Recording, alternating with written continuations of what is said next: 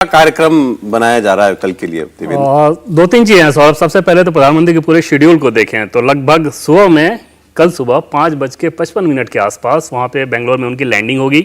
6:10 के आसपास वो HAL एयरपोर्ट के बाहर आएंगे जहां पे बहुत सारे लोग रहेंगे, उनका स्वागत किया जाएगा। जिस प्रकार के रोड शो की बात सौरभ जो आप कह रहे थे, ऐसा नहीं है कि सरकार या बीजेपी के द्वारा राष्ट्रीय स्तर पे कोई इस तरह की प्लानिंग की जा रही हो।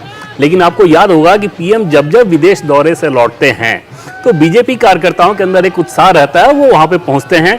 बेंगलोर में भी कुछ वैसी ही झलक दिखेगी। ऐसा स्ट्रक्चर्ड रोड शो कराया जा रहा है ऐसा नहीं है, और कम से कम उस बाबत ऐसी कोई सूचना भी नहीं है। जबकि आमतौर पे पीएम मोदी का जब रोड शो कराया जाता है स्ट्रक्चर्ड, तो आप देखते हैं कि किस प्रकार से कैसी कैसी तैयारियां की जाती हैं। लेकिन क्योंकि प्रधानमंत्री नरेंद्र मोदी आ रहे हैं, विदेश के सफल दौरे से आ रहे हैं और ऐसे मौके पे आ रहे हैं जब बहुत बड़ा सेलिब्रेशन का माहौल है, तो उस प्रकार से कार्यकर्ता रहेंगे, उनका स्वागत किया जाएगा। 7 बजे से 8 बजे यानी कि तकरीबन 1 घंटे का समय उनका इसरो में रहेगा और वापस लगभग 11:30 बजे के आसपास दिल्ली वो पहुंच चुके रहेंगे। अब दूसरी बात कि प्रधानमंत्री नरेंद्र मोदी इस प्रकार के अवसर को कैसे इतने बड़े फेस्टिवल के तौर पे एक तरह से दिखा रहे हैं। सौरभ, ये पहला मौका नहीं है और आपको कोई भी अवसर ऐसा नहीं दिखेगा जब प्रधानमंत्री नरेंद्र मोदी उस घटना को जन भागीदारी के तौर पे बनाने की कोशिश करते ना दिखें। आप पूरा कोविड की लड़ाई को अगर आप देखें, थाली बजाना, दीपक जलाना, ये सब चीजें क्या थी जिनका मजाक भी उड़ाया जाता था, वो सारी चीजें ये थी कि आपको सीधे एक एक व्यक्ति को जोड़ देना है, जन भागीदारी कर देना है। स्पेस सेक्टर को लेकर प्रधानमंत्री नरेंद्र मोदी जब 2014 में दिल्ली आए तो उनका एक बैठक जो हुई थी, उस बैठक में उन्होंने ये पूछा था कि इसको इतना क्लोज डोर क्यों रखा गया है। जैसे आप श्रीहरिकोटा जाना चाहते हैं, नहीं जा सकते, कोई लॉन्चिंग हो रही है, बाहरी लोग नहीं आएंगे, ऐसा क्यों? इसको खोलिए, ओपन कीजिए, और न सिर्फ देखने के लिहाज से बल्कि मार्केट के लिहाज से भी इसको ओपन करना होगा। जितने प्राइवेट प्लेयर्स आएंगे फिर इस फील्ड का ज्यादा से ज्यादा डेवलपमेंट होगा, ज्यादा से ज्यादा प्रगति होगी उस फील्ड में। स्टार्टअप्स आप देख रहे हैं 140 से ज्यादा आ गए हैं। ये सिर्फ इस लिहाज से कि प्रधानमंत्री नरेंद्र मोदी ने उसे खोला। तो ऐसे सेलिब्रेशन के पीछे भी मंशा यही रहती है कि एक तो देश का हर व्यक्ति उससे अपने आप को जोड़े, हर बच्चा अपने आप को जोड़े, और कल इसमें से न जाने कितने कलाम निकलेंगे। दूसरा सौरभ, उन वैज्ञानिकों के लिहाज से सोचिए कि उनके अंदर कितनी खुशी की बात होगी। बहुत सारे लोग सोशल मीडिया पे सवाल कर रहे थे कि वैज्ञानिकों को पहले क्यों नहीं बोलने दिया गया। हाँ, उन वैज्ञानिकों की मंशा सोचें तो वो अपना बोलना चाहते थे या अपने बारे में देश के प्रधानमंत्री से सुनना ज्यादा पसंद करते। आप अगर कोई अच्छा काम सौरभ कर दें, बहुत सामान्य स्तर पर समझें, तो आप खुद अपनी वाहवाही करना चाहेंगे। आप ये चाहेंगे कि आप जिस इंस्टीट्यूशन में हैं उसके हेड आपकी तारीफ करें। देश के प्रधानमंत्री अगर उनके काम की तारीफ कर रहे हैं तो उन वैज्ञानिकों के अंदर कितनी खुशी हो रही होगी, इसका अंदाजा लगाया जा सकता है। प्रधानमंत्री नरेंद्र मोदी ने उसी काम को किया, उसी काम को करेंगे। रह गई बात आलोचना की, तो वो तो सौरभ चलती ही रहेगी, और कल भी आप देखेंगे कि प्रधानमंत्री वहां पहुंचेंगे, यहाँ पे जो उनके विरोधी है वो शुरू हो जाएंगे। देखिए ये सही है देवेंद्र जी कि वो पहुंचेंगे, इससे बड़ा सम्मान सचमुच नहीं हो सकता कि प्रधानमंत्री विदेश दौरे सीधे वहां जाएंगे। लेकिन सवाल आ जाएगा कि 26 लोकसभा सीटों पर इसका क्या प्रभाव पड़ेगा और वो 26 लोकसभा सीटें सवाल पूछ पूछ के भारतीय जनता पार्टी की तरफ लोग पहुंचा देंगे। यानी ये जो वैज्ञानिकों की उपलब्धि है, ये प्रधानमंत्री का जो सहज स्वभाव है, उसको राजनीति से जोड़ा जाएगा और राजनीतिक लाभ मिलेगा। लोगों को भी लगेगा कि हाँ भाई बात तो सही है। लॉन्चिंग के बाद सौरभ, प्रधानमंत्री का जो स्टेटमेंट था या बीजेपी के नेताओं का कोई स्टेटमेंट था, उसमें कहीं भी ऐसा था कि ये क्रेडिट हमारा है, हमारी पार्टी का है या प्रधानमंत्री का है? वो राजनीति कहां से शुरू हुई? वो दूसरे तरफ से शुरू हो गई। और कल मुझे याद है कि बीजेपी के टॉप लेवल से सारे नेताओं को मनाही की गई थी कि अपनी बात तो छोड़िए, आपको रिएक्ट भी नहीं करना है कि उधर से कोई आरोप। अभी नहीं हुआ। जब रैली होगी चुनाव के पास तब तो होगा ना, होना ही चाहिए। रैली में तो बताया जाएगा कि देखिए चंद्रयान में पहुंचा दिया हमने। जब आप अपनी उपलब्धि के बारे में बताएंगे, 10 साल में आपकी सरकार ने क्या किया, आपकी सरकार की क्या उपलब्धियां हैं, तो इसको कैसे छोड़ देंगे? ये कह देंगे नहीं नहीं ये नेहरू जी की उपलब्धि है, हमारी नहीं है। सर, स्पेस सेक्टर को कांग्रेस पार्टी कर रही है, उन्होंने वैज्ञानिकों को बधाई दी नेहरू जी की फोटो लगाकर, कहा कि नेहरू जी ना होते तो चंद्रयान 3 ना होता। तो इस तरह की सोच तो कांग्रेस के नेताओं के मन में आ सकती है कि नेहरू जी के से शुरू हुआ साइंटिफिक अभियान वहीं खत्म हो गया। तो जाहिर है जिस सरकार के दौरान उपलब्धि होगी उसी की प्रशंसा होगी। आप याद कीजिए कोविड के दौरान प्रधानमंत्री की पिछले 8-9 साल में अगर लोकप्रियता गिरी तो कोविड के दौरान। आज उसी को उपलब्धि लोग बता रहे हैं। जितने सर्वे आ रहे हैं, जो सबसे हाई पॉइंट इस सरकार का उपलब्धि का माना जा रहा है वो है कोविड का मैनेजमेंट। तो लोग एनालाइज करते रहते हैं देखते रहते हैं कि कौन क्या कर रहा है, किस तरह से कर रहा है। अब वैक्सीन बनाई भारत ने तो जाहिर है कि वो वैज्ञानिकों ने बनाई, कोई मोदी जी ने थोड़े बनाई। अब चलिए आपने बात छेड़ी तो मैं बता भी दूं फिर, ये मॉर्निंग कंसल्ट करके एक ऑर्गेनाइजेशन है, ये ग्लोबल लीडर्स की रैंकिंग लगातार निकालती रहती है कुछ अरसे पर।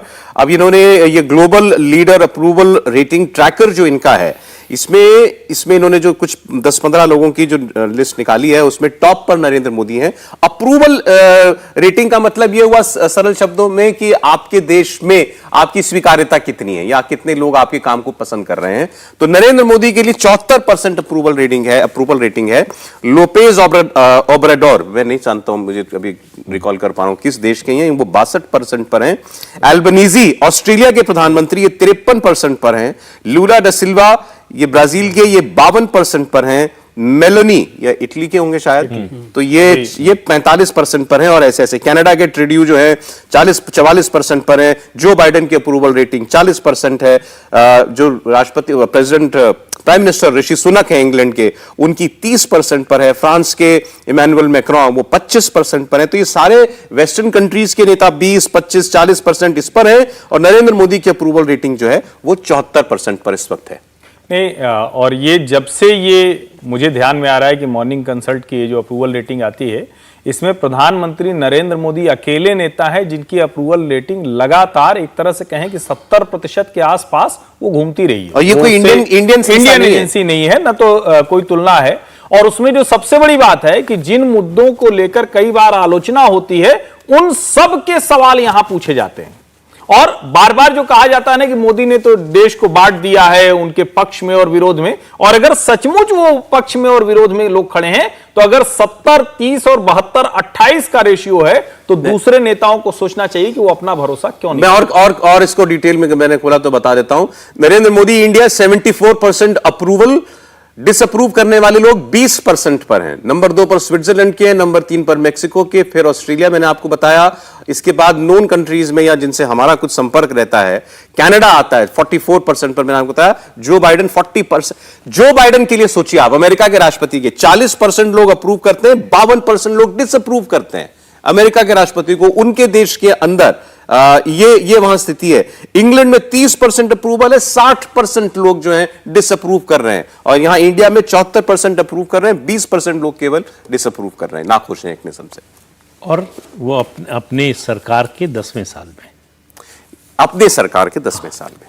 तो इससे देखिए, अभी तक आप नेहरू जी का जो 3 चुनाव जीते थे लगातार, उसको छोड़ दीजिए, तो कोई प्राइम मिनिस्टर नहीं हुआ जो लगातार 3 चुनाव जीतने की स्थिति में आया हो, और जिसकी अप्रूवल रेटिंग या लोकप्रियता या उसका प्रभाव उसके खिलाफ एंटी इनकम्बेंसी न होना, कोई किसी भी प्रधानमंत्री को उठा लीजिए, दूसरे नहीं तो तीसरे साल में नाराजगी शुरू हो जाती थी, खिलाफ माहौल बनना शुरू हो जाता था।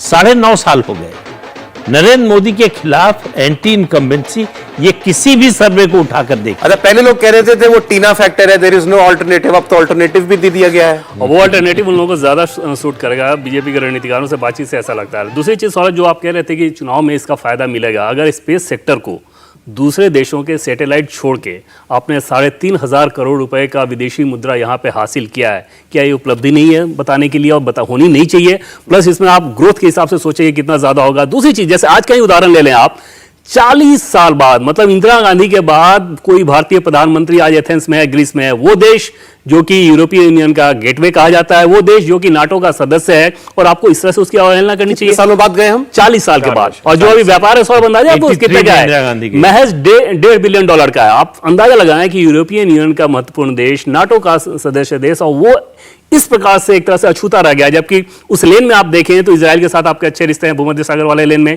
इटली के साथ आपके अच्छे रिश्ते हैं, ग्रीस को आपने छोड़ रखा है। वो एथेंस जो कि ग्रीस जो कि तुर्की के लिए उसको काउंटर करने के लिए आपके पास बहुत महत्वपूर्ण हथियार है। ब्रह्मोस मिसाइल लेने के लिए लगातार वहां से दबाव था। पिछले साल वहां पे एयर चीफ हमारे गए भी थे वहां पे ग्रीस में, और उस बात को लेकर संभावना जताई जा रही है कि आज की बातचीत में भी काफी प्रगति हो सकती है। दूसरी चीज कि तुर्की जिस प्रकार से पाकिस्तान का साथ देता है, तुर्की को काउंटर करने के लिए ग्रीस आपके पास बहुत बेहतर हथियार है। तुर्की ने अभी कुछ पाकिस्तान को जो ड्रोन टेक्नोलॉजी दिया था, भारत में उस बात को लेकर काफी चिंताएं भी थी, उसको काउंटर करने के लिए भी आपको ग्रीस का सहयोग चाहिए। तो ऐसे कदम अगर प्रधानमंत्री नरेंद्र मोदी उठा रहे हैं और इतने सालों बाद उठा रहे हैं और इतने सालों तक किसी का ध्यान नहीं जा रहा है, तो क्या ये उपलब्धि के तौर पर नहीं बताना चाहिए? ये बड़ी समस्या अगर अपोजिशन को आप देखेंगे तो उनको यही समझ में आएगा कि जिन जिन कामों को आपने छुआ नहीं, छोड़ दिया था, अनदेखी की थी, नजरअंदाज किया था, प्रधानमंत्री नरेंद्र मोदी उन्हीं कामों को कर करके अपनी वाहवाही लुटवाते हैं और वही सिलसिला चल रहा है। कल भी बेंगलोर में उसी की तस्वीर दिखेगी। नहीं, इसमें एक चीज बस मैं और जोड़ दूं, जब मजबूत नेतृत्व होता है तभी वो ये सब सोच सकता है कि आप जियोपॉलिटिकल इक्वेशंस में कैसे आप ताकतवर हो।